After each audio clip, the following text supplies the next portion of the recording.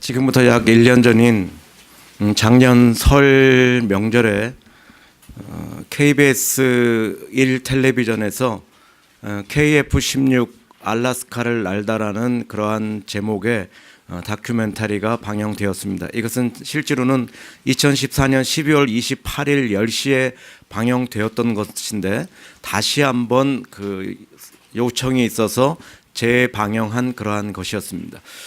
이우연 편대장을 비롯한 6대의 KF-16 그 전투기가 그 알라스카에서 열리는 레드 플래그라고 하는 연합군 훈련에 참석하기 위해서 8,000km를 15시간 동안 착륙하지 않고 공중에서 급유를 받으면서 그곳에 가서 훈련을 하고 돌아오는 과정 속에서 조종사들의 삶과 애환을 그린 그러한 다큐멘터리였습니다.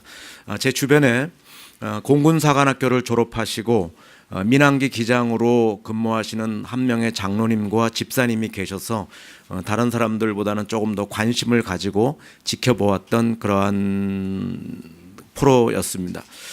보통 공군사관학교는 한 해에 120명의 그 학생들이 입학을 하게 되고 그 중에서 10% 미만인 10명의 학생들이 조종사로 선발이 되고 특별한 훈련 과정을 거쳐서 한 사람의 조종사를 키워내는 데 드는 비용이 약 40억 원에 이른다고 합니다. 제가 이분들로부터 전해드린 몇 가지의 훈련한 과정을 잠깐 말씀드리면 이러한 훈련 과정이 있습니다. 이 전투기 조종사들은 보통 전투기를 타고 높은 상공에서 회전을 하면서 전투를 수행해야 되기 때문에 그 제일 먼저 받는 훈련이 항공 생리 훈련이라는 것을 받는데 그 중에서도 조종사들이 가장 무서워하는 것이 중력 테스트라는 것입니다. 일명 곤도라라고 부르는 그러한 가속도 훈련 장비 속에 들어가서 그 1G, 1그래비티는 여러분이 지금 앉아 있는 것이 중력이 1 상태입니다. 근데 9배의 중력이 걸리는 것까지를 훈련을 해야 되기 때문에 먼저 완가속 훈련을 하면 3초에 1그래비티씩 1G씩을 이렇게 올려서 27초 만에 그 중력이 9배까지 걸리는 9G까지 갔다가 거기서 2초 만에 다시 이렇게 1G로 떨어뜨렸다가 다음에 급가속 훈련 2초 만에 다시 9G로 끌어올려서 거기서 20초를 견디게 하는 그러한 중력 테스트를 여러 번 한다고 합니다.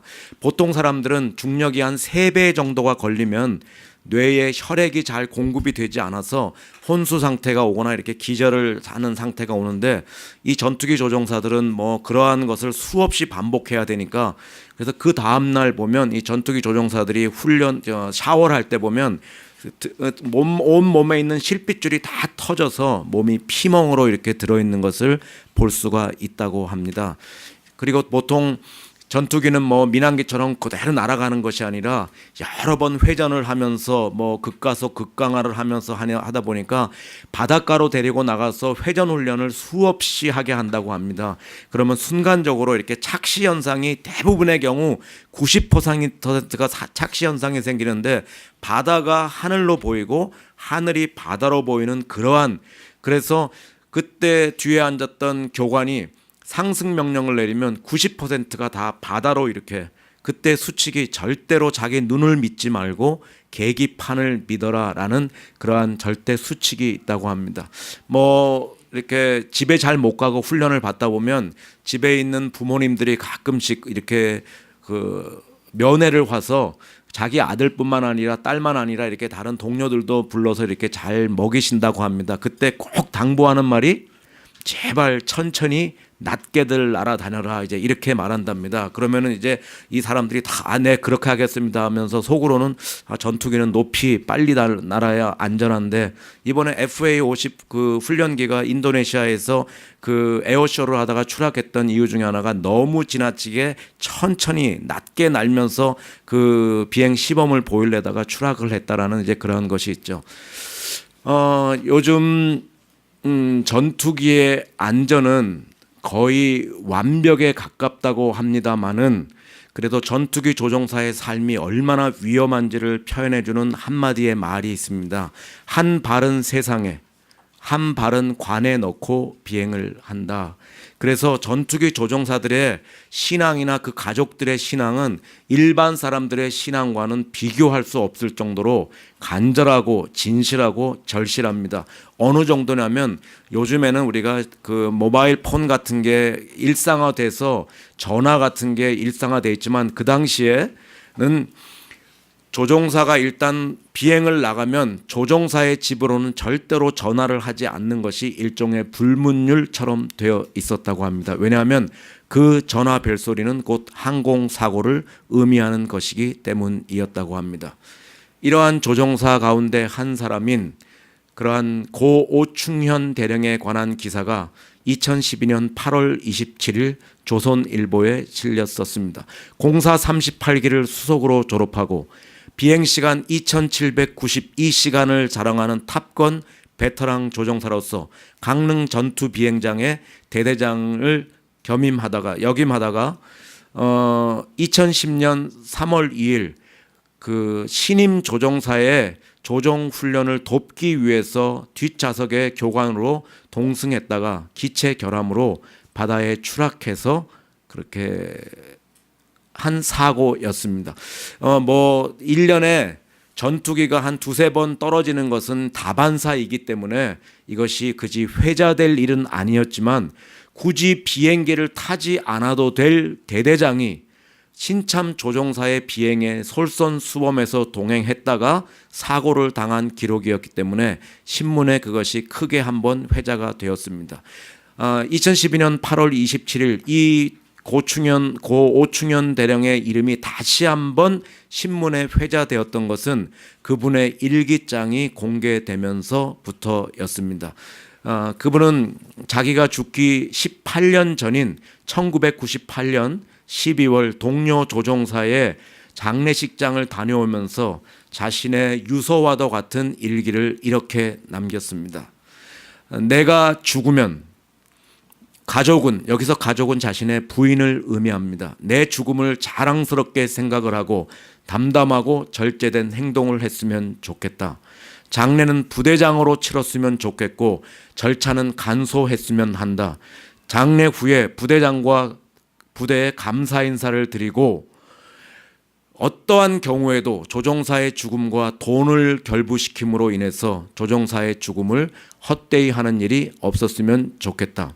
부대가 나의 장례를 치루어 주는 것은 나를 조국의 아들로 생각하기 때문이니 가족의 슬픔만을 생각하지 말고 나로 인해서 조국의 재산이 낭비되고 공군의 사기가 실추되었음을 사과하여야 된다. 군인은 언제 어디서나 충성을 하여야 된다. 세상이 아무리 변하고 타락한다 할지라도 군인은 조국을 위해서 언제나 기꺼이 자신의 목숨을 희생할 수 있어야 된다. 이것이 대한민국 전투기 조종사의 운명이다. 피가 끓던 초임 장교 시절 이런 일기는 누구나 쓸 수 있습니다. 그러나 온갖 병리 현상이 가득한 세상 속에서 18년이 지나면서 배우고 익혀서 몸과 하늘을 조국과 하늘에 바친다는 공군 사관학교의 이러한 원칙을 자신의 삶으로 구현해내는 것은 결코 쉬운 일이 아닙니다. 그래서 이분이 다시 한번 일기가 공개되었을 때에 사람들은 온갖 비리와 타락과 그러한 그 성공지상주의가 판을 치는 세상 속에서 이렇게 솔선수범하여 자신을 희생하는 군인의 표상으로 살아갔던 이 고 오충현 대령의 모습을 기리면서 신문에서 그분의 행적을 다시 한번 이렇게 발표했던 적이 있었습니다. 고 오충현 대령은 2010년 3월 2일 죽음과 함께 이 역사에서 퇴장한 것처럼 보입니다. 그러나 그분은 결코 역사에서 퇴장한 것이 아니라 참된 군인의 표상이 이야기될 때마다 다시 역사에 등장하게 될 것입니다.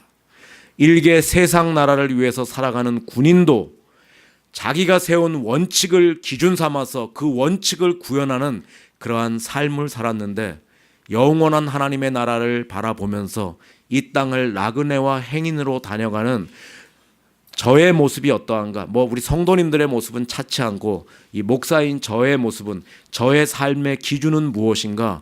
저의 원칙은 무엇인가? 저는 지금 무엇을 기준 삼아 무엇을 이루어가고 있는가를 살펴보면서 그분의 모습 속에서 많은 부끄러움을 느꼈던 적이 저에게 있었습니다. 흔히 우리 기독교를 가르쳐서 말씀의 종교라고 그렇게 말합니다. 이것은 나의 기준, 나의 소망, 나의 계획을 기준 삼아 내 마음대로 하나님을 믿는 것이 아니라 하나님의 말씀을 기준 삼아 그 말씀을 우리의 삶으로 이루어가는 종교라 하는 말입니다. 그러므로 여러분께서 하나님 말씀을 잘 알지 못하고서는 절대 하나님께서 원하시는 그러한 참된 성도의 삶을 살아가실 수 없습니다. 또한 말씀을 안다고 할지라도 그 말씀을 우리의 삶으로 성취해 가는 것이 얼마나 중요한 것인가 하는 것을 오늘 우리가 읽은 본문은 다시 한번 우리에게 교훈해 주고 있습니다. 오늘 본문의 말씀은 여러분이 너무나도 잘 아시는 그러한 하나님의 말씀입니다. 오늘 본문에 보면 예수님께서 십자가에서 마지막 운명하시는 그러한 장면이 기록되어 있습니다. 십자가 위에서의 예수님의 마지막 말씀이 무엇이었죠? 다 이루었다. 원래는 예수님께서 말씀하시기를 그냥 해 그라페 테 텔레이오스에 그냥 모든 것이 다 이루었다가 아니라 다 이루어졌다, 이런 정확히 번역하면 이제 그러한 뜻입니다. 뭐가 다 이루었어요? 뭐가 다 이루어졌습니까? 예수님의 계획, 예수님의 바램, 예수님의 소망 그런 것이 아니라 하나님의 말씀이 다 이루어졌다라는 그러한 의미가 될 수 있겠죠. 여러분, 실제로 예수님의 삶은 하나님의 말씀을 다 성취하는 그러한 삶이었어요. 예수님 탄생부터 죽으심까지 한번 여러분이 살펴보면 예수님의 삶은 하나님의 말씀을 바로 아시고 그 말씀을 삶으로 성취해가는 그러한 모습이었습니다. 실제로 미가서 5장의 말씀처럼 예수님께서는 베들레헴에서 탄생하셨어요. 이사야 7장 예언대로 동정녀의 몸에서 탄생하셨고, 이사야 9장의 말씀처럼 갈릴리를 중심으로 천국 복음을 증거하셨고, 스가랴서 9장 1절과 2절 말씀처럼 새끼 나귀를 타시고 입성하셨고, 이사야 53장의 예언을 따라서 이 땅에서 고난을 당하셨습니다. 탄생부터 죽으심까지 예수님의 삶은 성경을 성취해가는, 말씀을 이루어가는 그러한 삶을 사셨던 것을 우리가 볼 수가 있습니다. 여러분, 그뿐만이 아닙니다. 오늘 본문에 보면 예수님께서 목마르다고 하시니까 로마 군병들이 예수님께 신포도주를 드리는 장면이 나타납니다. 그런데 예수님께서 뭐라고 하셨어요? 신포도주를 어떻게 하셨다? 받아 마시셨다라고 기록이 되어 있어요. 여러분, 우리 남궁현우 우리 강도사님하고 같이 신앙생활을 하시면서 또 말씀을 잘 공부하시니까 여러분이 이 모습은 실제로는 조금 이상한 장면입니다. 왜냐하면은 같은 본문을 기록해 놓은 마태복음 27장 34절에 보면, 제가 저번에 왔을 때 여러분에게 잠깐 설명드렸지만, 십자가형은 사람을, 반역죄를 지은 사람들에게 가능한 한 생명을 오래 연장시켜서 사람을 십자가에서 이렇게 말라 죽어가는, 새의 먹이가 되고 햇빛에 말라가면서 반역죄를 저지른 사람은 저렇게 죽어가는 것이다. 일벌백계형, 그것이 얼마나 힘든지 십자가형을 당하는 사형수에게 마지막 배려로 주는 것이 무엇하면 쓸개 탄 포도주, 마취제를 이렇게 마시우게 하는 관례가 있었습니다. 그런데 예수님께서는 마태복음 27장 34절에 보면 쓸개 탄 포도주를 예수님께서 거절하셨다고 기록이 되어 있습니다. 여러분, 정작 필요할 때 필요한 포도주를 거절하셨던 예수님께서 운명하시기 직전에 새삼스러이 신포도주를 마실 까닭이 조금도 없었습니다. 여러분, 특별히 목이 가라한 사람에게는 신포도주는 식초와도 같기 때문에 더 마실 수조차 없었습니다. 그런데 예수님께서는 로마 군병들이 자신을 놀리기 위해서 주는 신포도주를 받아 마시셨다라고 기록이 되어 있습니다. 여러분, 그 이유가 무엇일까요? 오늘 본문이 그 대답을 우리에게 주고 있습니다. 이후에 예수께서 모든 일이 다 이루어진 줄 아시고 성경을 응하게 하려 하사 해 그라페 페플레로세, 성경이 성취되도록 하기 위해서. 시편 69편 21절에 보면 하나님께서는 예수님께서 십자가 위에서 당하실 마지막 모습을 이렇게 예언하셨습니다. 저희가 쓸개를 나의 식물로 주며 갈할 때에 초로 마시오 싸우니. 십자가 위에서 생명의 심지가 꺼져가는 그 순간에도 예수님은 이 말씀을 기억하셨습니다. 그래서 타는 목마름에도 불구하고 이 말씀이 성취되도록 하기 위해서 예수님께서는 식초와도 같이 신 포도주를 받아 마시셨던 것입니다. 그래서 예수님께서는 자신의 마지막 생을 어떻게 정리하실 수 있었어요? 다 이루었다. 나를 통해서 이루어져야 될 말씀이 다 이루어졌다라고 자신의 생을 한마디로 정리하실 수 있었던 것입니다. 여러분, 그렇다면 예수님의 제자로 예수님을 따르는 우리의 모습이 어떠해야 되겠어요? 하나님 말씀을 바로 알고 바로 쫓고 우리 삶으로 성취해 가는 것이 정상적인 그리스도인의 모습 아니겠습니까? 이 땅을 떠날 때 우리의 마지막 고백이 무엇이어야 하겠어요? 다 이루었다라는 고백이어야 하지 않겠습니까? 그러기 위해서는 우리가 이제부터는 좀 기준을 바로 정하는 것이 필요합니다. 강대상에서 제 개인적인 이야기를 말씀드려서 대단히 죄송합니다만 여러분이 좀 용서하고 들어주시면 좋겠습니다.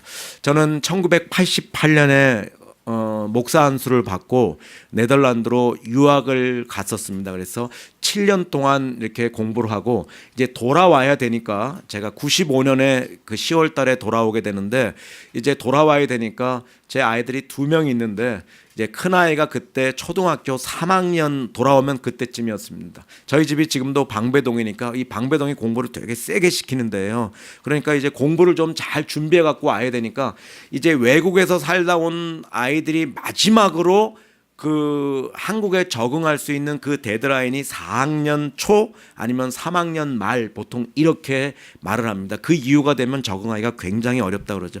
그래서 그 아이 어머니가 데리고 엄마가 데리고 매일 이렇게 이제 한국 돌아가기 전부터 이제 한국어 공부도 시키고 또 뭐 산수 공부도 시키고 이제 매일 저녁이면 이제 공부를 시키죠. 이제 그날 이제 저희 집은 보통 이제 타운하우스 같이 돼 있어 갖고 네덜란드는 비가 많이 오니까 지붕이 굉장히 이렇게 뾰족하고 거든요. 1층은 이제 거실과 부엌이 있고 2층은 침실이 있고 3층은 조그마한 다락방이 있었는데 1층에서 저녁을 먹고 나서 보통 식탁에서 공부를 시키니까 저는 이제 그 뉴스를 보면서 이제 아이는 이제 공부를 저쪽에서 하니까 근데 이제 그날따라 이제 좀 큰 소리가 이렇게 공부를 하는데 이제 큰 소리가 별로 날 일이 없는데 이제 좀 큰 소리가 나는 것이었어요. 그래서 분위기가 조금 이상하니까 얼른 테레비를 좀 끄고 가정의 평화를 위해서 이제 무슨 소리가 나는가 이렇게 잘 들어봤더니 아마 산수 공부를 하는 것 같아서요. 나눗셈 공부를 하는데 문제는 이런 것이었습니다. 사탕이 12개가 있는데 친구가 3명이 놀러 왔어요. 그러면 몇 개씩을 줄 수 있는가?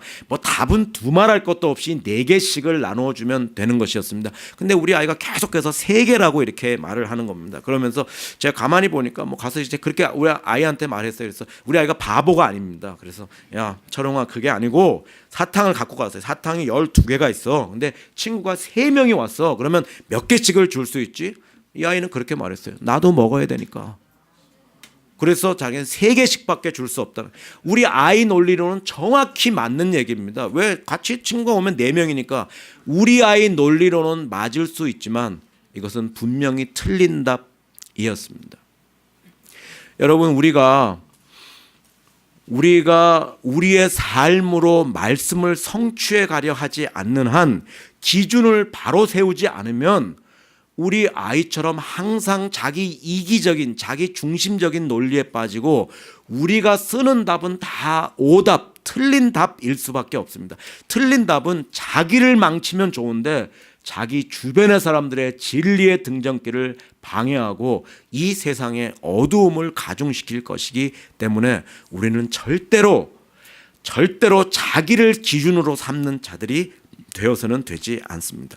근데 이러한 오답을 쓰는 것이 우리 아이만 있으면 좋을 것 같은데, 죄송하지만 우리 성도님들도 하나님 말씀을 기준 삼기보다는 자기 중심적인 이기적인 논리를 가지고, 몸은 교회 안에 있는데 이중적인 삶의 가치관을 가지고 교회 안에서는 말씀을 기준 삼아 성도답게 살아가지만 삶의 현장에 나가면은 말씀이 기준이 아니라 세상의 성공이 기준이 되고, 세상의 결과가 기준이 되고, 돈이 기준이 되고, 명예가 기준이 되고, 그렇게 기준이 바뀌어서 이중적인 삶의 가치관을 가지고 그렇게 이중적인 삶의 모습을 가지고 살아가는 것을 많이 볼 수가 있습니다. 제가 작년 5월에 우리 제자 목사님이 목회하는 수원에서 목회하는 그 교회의 가정 세미나를 좀 인도해 달라고 그래서 갔던 적이 있었습니다. 뭐 한 2시간 정도 이렇게 우리가 어떻게 가정에서 화목하게 또 성경적인 가정을 이루면서 서로 섬기며 살 것인가, 이제 서로 봉사하며 서로 이렇게 위하며 세우며 살 것인가, 제가 한 2시간 동안 강의를 하고, 저희 집이 방배동이니까 양재동에서 그 교회까지 다니시는 한 분의 권사님과 여자 집사님이 계셔서 우리가 같이 제가 이렇게 뒤에 모시고 이렇게 올라왔습니다. 다음에 뭐 은혜를 많이 받았습니다. 제가 이제 가정에서도 이렇게 서로 이제 섬기면서 봉사하면서 그렇게 살겠습니다. 두 분의 이제 여 권사님과 집사님이 저에게 그런 덕담을 했어요. 그냥 설교를 했으니까 했던 말이겠지 하고 이제 왔습니다. 근데 톨게이트를 지날 때쯤 이제 뭐 그런 얘기를 한 다음부터는 이분들이 계속해서 뭐 서로 이제 얘기를 하고 저는 운전하면서 듣기만 합니다. 그런데 제가 서울 톨게이트를 좀 통과할 때쯤에 무슨 얘기가 나왔냐면, 이 권사님의 아들이 결혼을 하는 것 같았어요. 그러니까 이제 먼저 결혼을 시켰던 이 집사님이 좀 훈수를 두는 거였습니다. 그때 마지막 말 한마디가 무엇이냐면, 권사님 처음에 잘 잡아야 돼. 그래서 내가 이 며느리를 처음에 잘 잡아야 된다는 거예요.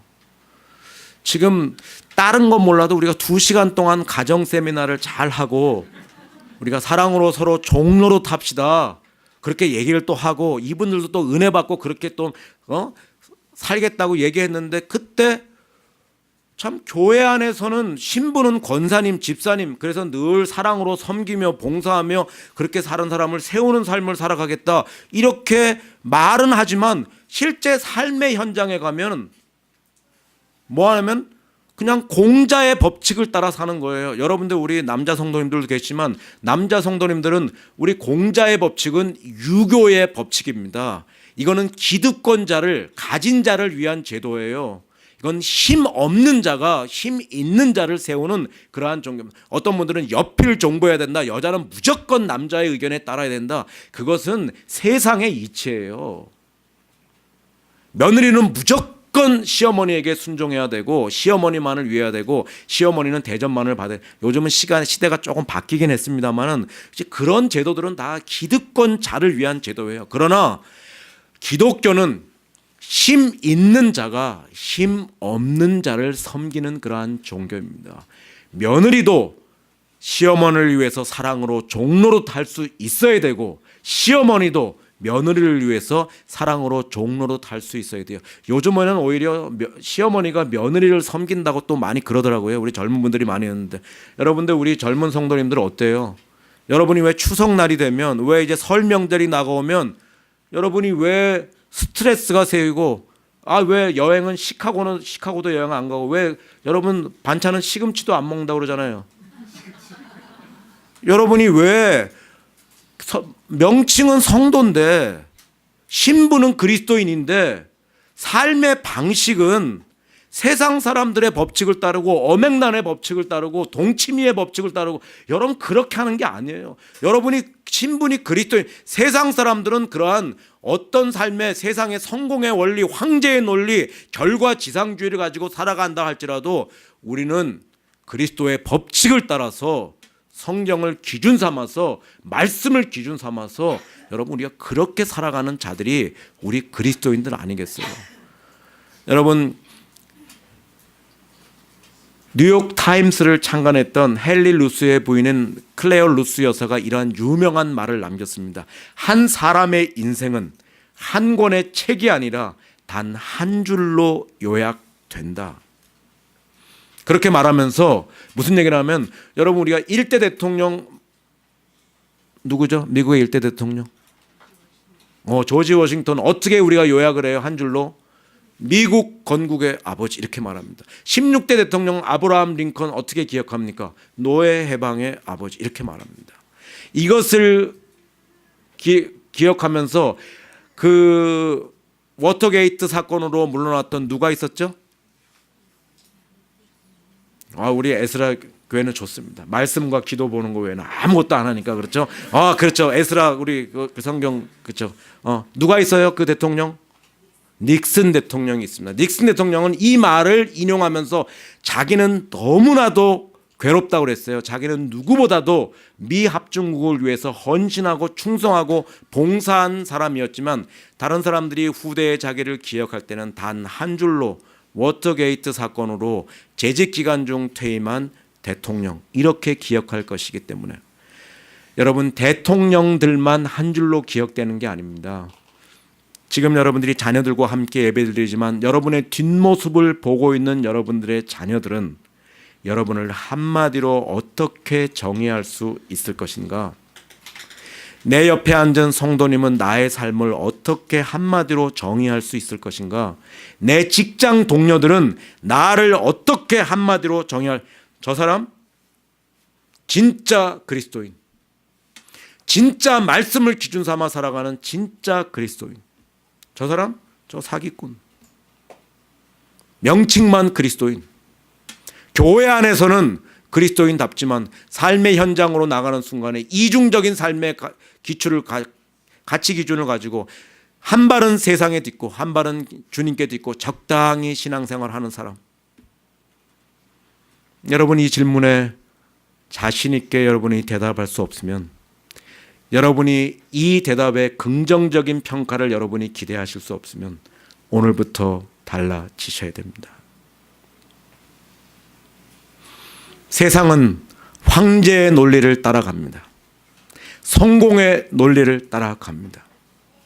그래서 그리스도인들이 교회 안에서는 그리스도인답게 살아가지만 삶의 현장에 나가는 순간에 적은 명예 때문에, 약간의 돈 때문에, 약간의 자신의 지위 때문에 여러분 말씀을 기준 삼는 것이 아니라 세상의 법칙을 기준 삼아서 여러분 그렇게 살아가기 때문에 오늘 이 땅은 이렇게 황폐화될 수 있는 거예요. 오늘 본문은 실제로는 19장 전체를 다 읽어야 됩니다만은 우리가 성경 말씀이 응하여진다는 말이 다 예수님에게만 여러분 사용되지 않아요. 19장 24절, 36절, 37절에 보면 이 말씀이 헤그라페 페플레롯의 성경이 이루어진다는 말이 다른 사람에게도 3번 쓰입니다. 로마 군병들에게 써요.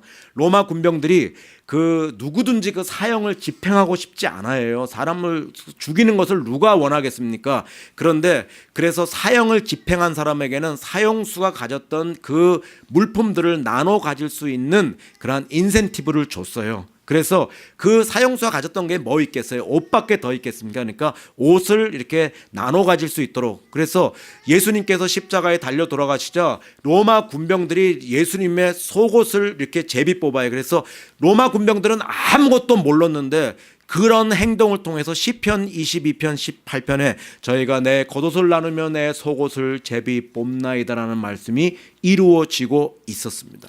36절에 보면은 그 사형수들이 보통 오랫동안 살려두어야 되니까 사형수들이 오랫동안 살 수 있었던 비결은 뭐냐면 십자가 밑에 있는 발판이었습니다. 그런데 그 다음 날이 그 큰 명절 유월절이기 때문에 큰 안식일이기 때문에 이 대제사장들과 서기관들이 빌라도 총독을 찾아가서 그 예수님의 사형수의 다리를 꺾어달라고 말합니다. 그래서 너희가 시체를 나무에 달아 나를 넘김으로 내 땅을 더럽히지 말라는 그런 신명기의 말씀을 이루기 위해서 빌라도에 가서 요청하니까 빌라도가 허락을 합니다. 그러니까 그 세 사람의 사형수의 다리를 로마 군병들이 쇠뭉치로 이렇게 꺾어요. 실제로는 다리를 꺾는다고 말하지만 실제로는 쇠뭉치를 가지고 정강이뼈를 치는 겁니다. 그럼 정강이뼈가 다 으스러져서 그 발판을 지탱하고 있던 어떤 그 몸이 이렇게 처지면서 심장이 압박을 받아서 금방 이렇게 죽게 만드는 이제 그러한 것이 되겠죠. 그런데 이 로마 군병이 다니면서 쇠뭉치로 다리를 꺾었어요. 근데 예수님은 이미 보니까 그 채찍에 많이 맞고 고통을 받아서 이미 돌아가셨어요. 그래서 그냥 지나갔습니다. 그냥 보고 세 명을 치고 지나가면 돼요. 그런데 로마 군병들은 아무것도 모르고 그냥 지나갔는데 그런 것을 통해서 민수기 9장 12절 유월절 어린 영은 그 뼈가 하나라도 꺾어서는 되지 않는다는 하나님의 말씀이 성취되고 있었어요. 그 다음에 예수님이 그냥 돌아가신 걸 알면 좋았는데 그냥 어떤 군병이 다시 예수님의 옆구리를 창으로 한번 이렇게 팍 찔러봤어요. 이거 아무것도 모르고 한 것입니다. 그런 것을 통해서 스가랴 12장 10절 나를 찌른 자가 볼 것이요 라는 그러한 성경 말씀이 응하여지고 있었습니다. 이것을 통해서 우리가 알 수 있는 것은 이 세상에 존재하는 모든 사람들은 하나님을 알던 모르던 성경 말씀을 믿던 믿지 않던 하나님의 말씀의 도구라는 사실입니다. 중요한 것은 다른 사람을 살리는 생명의 도구인가 아니면 이 땅을 망치는 그러한 불의의 도구인가 하는 것이 남아있을 뿐입니다. 오늘 우리는 어떠한 하나님의 도구라고 이렇게 정의할 수 있겠을까요? 이 땅을 맑히고 밝히는 생명의 도구? 아니면은 몸은 교회 안에 있지만 신분은 그리스도에 있지만 이 세상을 어둡게 만드는 불의의 도구인가? 다니엘서 12장 3절에 보면 이런 말씀이 나옵니다. 많은 사람을 옳은 대로 돌아오게 한 자는 하늘의 별과 같이 빛나리라. 그런 반면에 마태복음 23장 15절에 보면 예수님께서 이렇게 외식하는 서기관들과 바리새인들을 질책하셨습니다. 화 있을진저 외식하는 서기관들과 바리새인들이여 너희가 교인 하나를 얻기 위하여 세상을 두루 다니다가 만나면 너희보다 배나 지옥의 자식이 되게 하는도다. 오늘 이 자리에 참석한 우리를 통해서는 다니엘서 12장 3절의 말씀이 응하여지고 있습니까? 아니면 마태복음 23장 15절의 말씀이 응하여지고 있습니까? 사랑하는 여러분, 하나님의 말씀을 아는 것 중요합니다. 하나님의 말씀을 깊이 묵상하는 것 중요합니다. 그러나 그 말씀대로 살아가는 것은 여러분 그것과는 더 비교할 수 없을 정도로 더 중요한 것입니다. 우리가 그리스도인 되는 것, 이것은 어렵지 않아요. 하나님이 은혜로 우리를 불러주시는 것이기 때문에.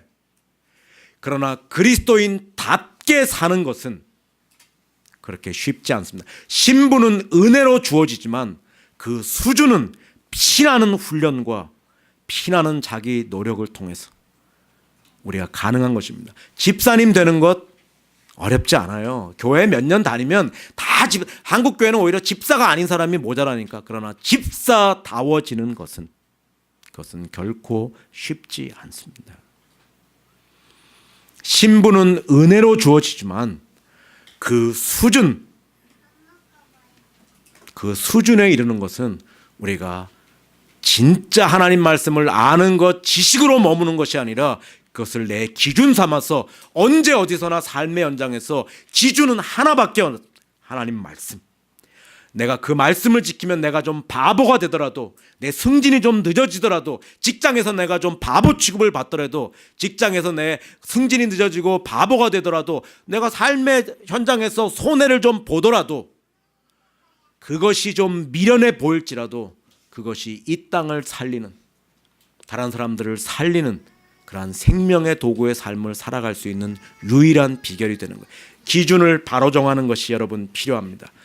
히브리서 12장 2절에 보면 이런 말씀이 나와요. 믿음의 주요 또 온전케 하시는 예수를 바라보자. 그는 그 앞에 있는 즐거움을 위하여 십자가를 개의치 아니하시더니 부끄러워하지 아니하시더니 하나님 보좌 우편에 앉으셨다라고 기록이 되어 있습니다. 이게 예수님의 법칙이에요. 말씀을 성취해 가실 수 있었던 그 예수님의 비결이 무엇이냐? 예수님은 이 원칙을 고수하셨어요. 부끄러움을 개의치 않으셨다. 여러분, 하나님이 육신을 입고 이 땅에 오시는 것은 부끄러운 일이에요. 십자가에 달려 돌아가시는 것은 부끄러운 일이었습니다. 그런데 예수님은 이것을 전혀 부끄러워하시지 않았다. 그럼 예수님의 법칙이 무엇이에요? 부끄러워하지 말아야 될 것에 우리가 부끄러워하지 않고 부끄러워해야 될 것을 부끄러워하는 기준을 가지는 것이 필요합니다. 어떤 분들은 상대적으로 작은 집에 사는 것을 부끄러워하는 분들이 있습니다. 다른 사람보다 가난한 것을 부끄러워하는 분들이 있어요. 다른 사람들보다 작은 차를 타는 것을, 다른 사람보다 여러분 적은 수입이 있는 것을, 어떤 사람은 병든 것을 부끄러워하는 분들이 있습니다. 여러분, 그러나 여러분이 하나님의 말씀대로 산 결과가, 진실하게 정직하게 산 결과가 여러분의 가난이라면 여러분은 그것은 절대로 부끄러운 것이 아닙니다. 여러분이 하나님의 말씀대로 신앙생활 하다가 얻은 병이 그것이 병이라면 여러분 그것은 절대로 부끄러운 게 아니에요. 진짜 부끄러운 것은 뭔지 아십니까? 내 부정, 내 불의, 내 부정한 재물, 내 부정한 승진, 오히려 이것이 하나님 앞에서는 우리의 부끄러운 것이 될 수 있습니다. 이 땅에서는 그것이 드러나지 않을지 몰라도 하나님 앞에 벌거벗은 듯이 모든 것이 다 드러날 때, 여러분, 우리는 하나님 앞에 설 때 우리의 두 손으로 행했던 일 다 보여드려야 돼요. 우리의 두 발이 딛고 있었던 거 다 보여드려야 돼요. 내 머리로 했던 생각들, 내 마음으로 했던 생각들, 내 입으로 뱉었던 말들 하나님께 다 보여드려야 돼요. 그것이 정직한 사지였는지 부정직한 사지였는지 하나님께 다 보여드려야 됩니다. 여러분이 이 땅에서 생명의 삶을 살아가기를 원하시면 기준을 오늘부터 바로 정하셔야 됩니다. 무엇을 부끄러워해야 되는지, 무엇을 부끄러워해서는 안 되는지 예수님의 법칙을 여러분의 가슴에 담으셔야 돼요. 그래야 우리는 이 땅에서 온갖 비리가 판을 치는, 온갖 부조리가 판을 치는 이 총체적인 부패의 마지막 길을 걸어가는 대한민국 사회에서 오늘 우리의 가정을 살리고 내 직장을 살리고 학교를 살리는 생명의 삶을 살아갈 수 있습니다. 신분에 만족하지 마시고요. 내 포지션이 집사, 내가 성도, 하나님 말씀을 많이 아는 것에 만족하지 말고 그 말씀을 주야로 묵상하면서 그 말씀을 기준 삼아 그 말씀을 성취해가는 여러 성도님들이 되시기를 간절히 바랍니다. 이 땅에서의 우리의 삶은 언젠가는 끝이 있고 그때 우리 모두는 다 하나님 앞에 서야 되고 그때 하나님께서 우리에게 물으실 첫 번째 질문이 내가 세상을 다녀오는 동안에 도대체 무엇을 하였느냐. 여러분, 그때 우리의 대답이 무엇이어야 하겠어요? 하나님, 우리는 부족했지만, 연약했지만, 어떤 때는 용기가 좀 부족했지만, 어떤 때는 두려움도 좀 있었지만은, 그러나 언제 어디서나 나는 하나님의 사람답게 말씀을 기준 삼고 예수님의 법칙을 기준 삼아서 내가 부끄러워해야 될 것을 부끄러워하고 부끄러워해야 되지 않을 것에 당당하게 살면서 부족했지만 연약했지만 나의 삶을 통해서 하나님 말씀을 다 이루고 왔습니다. 여러분, 그렇게 대답할 수 있는 자들이 되어야 하지 않겠습니까? 여러분, 오늘 말씀을 잘 기억하시면서 언제 어디서나 나는 교회 안에서 말씀을 기준 삼아 사랑과 희생과 봉사와 정직의 삶을 살아가듯이 내 가정에서도 또한 내 직장에서도 학교에서도 나는 언제나 기준은 하나밖에 없는 것, 말씀을 기준 삼아 나는 말씀을 다 이루어가는 예수님의 삶을 살아가리라 결단하고 내가 이번 한 해를 그렇게 살아간다면, 그리고 나는 말씀을 좀 더 깊이 알고 좀 더 바로 알아서 그 말씀대로 살아가리라 결심하는 우리 서울 에스라교회 성도님들이 된다면, 여러분들을 통해서 왜 여러분의 가정이 새로워지지 않고 여러분의 직장이 새로워지지 않고 여러분의 학교가 새로워지지 않고 이 땅이 새로워지지 않겠습니까? 여러분이 오늘 이 말씀을 여러분의 가슴에 담고 나는 언제 어디서나 말씀을 기준 삼아 말씀을 성취해가는 생명의 삶을 살리라, 다시 한번, 지금까지도 그렇게 살아왔지만 다시 한번 예수님의 삶을 반추하면서 그 예수님의 모습을 기준 삼아 우리가 말씀을 이루어가는 저와 여러분들이 되시기를 간절히 바랍니다. 기도드리겠습니다.